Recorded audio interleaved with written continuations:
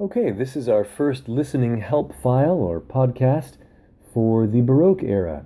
I'm going to be playing some pieces from our playlist in no particular order, and I'm going to kind of walk you through the process of elimination that I hope you'll go through as you try to identify these pieces on the listening exam.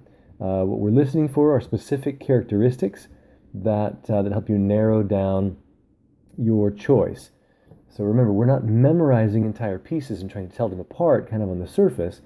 We are reading through our materials. We're especially reading through the tips for the listening exam document, and we're listening for those specific characteristics in each piece that help us narrow down the selection to the right choice. I want to also remind you that I'm just kind of playing drop the needle here. I'm starting just anywhere I click on my computer screen to begin the file, but I want to assure you that on the listening exam, I've created excerpts that are designed to play for you the characteristics that the tips sheet has talked about. So you will hear, if you've done your reading, you'll hear what you need to hear to make an identification. We should hear those same things in these excerpts, but in case I have to play it for a while to get to something, I want to assure you that's not going to happen on the test. All right, so here's our first listening help podcast piece.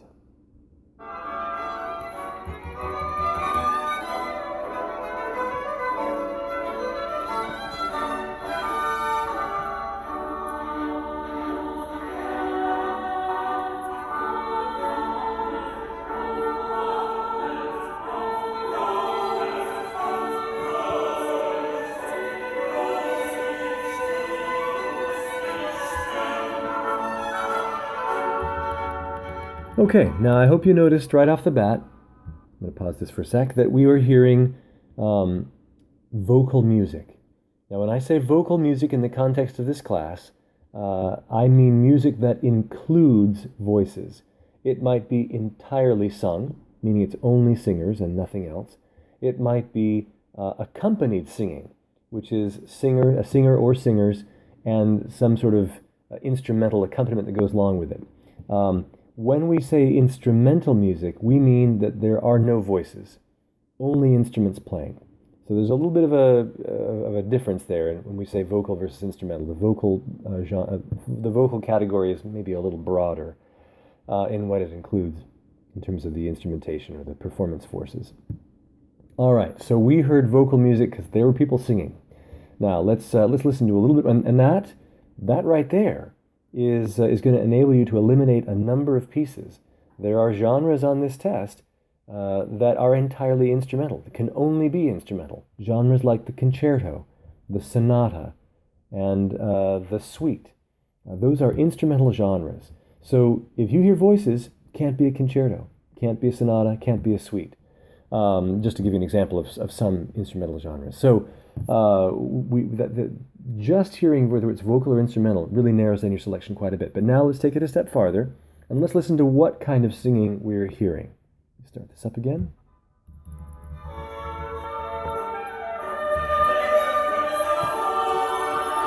Is it a choir, or is it a soloist?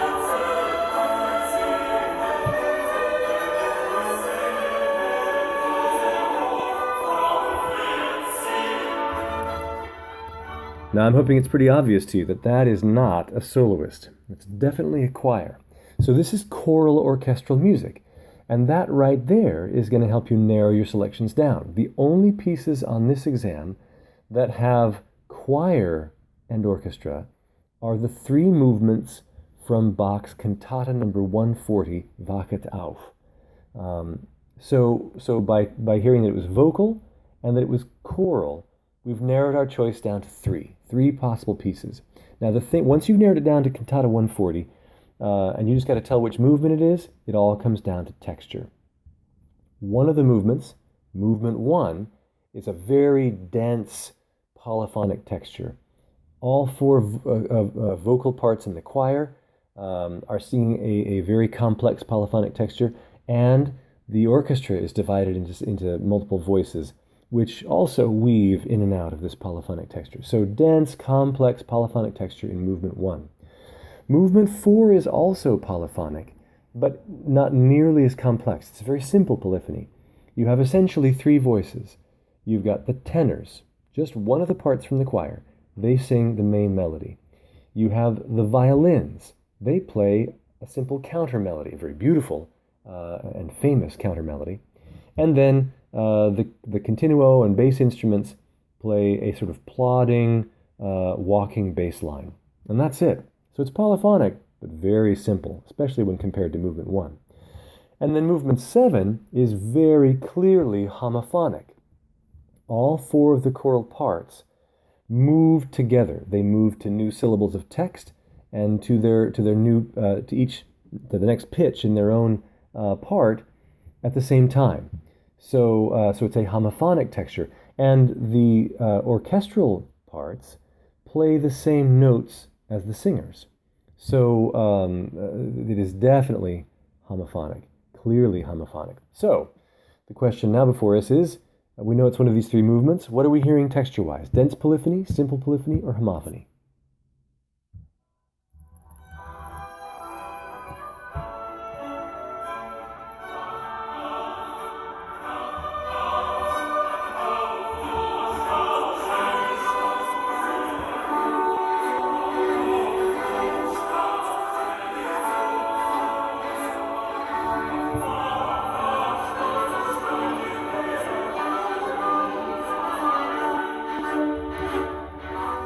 Hear how the music kind of tumbles over itself. Each of the different parts is like it's like a waterfall. It's just all kind of swirling around. Now it's highly organized. That example of sort of the random rushings of water through a set of rapids is probably not a good example, because this is extremely organized, extremely well, really complicated measures taken to put it together.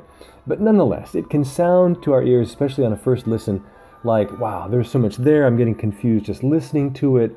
When do these people breathe? They're just constantly singing and going in and out of their parts.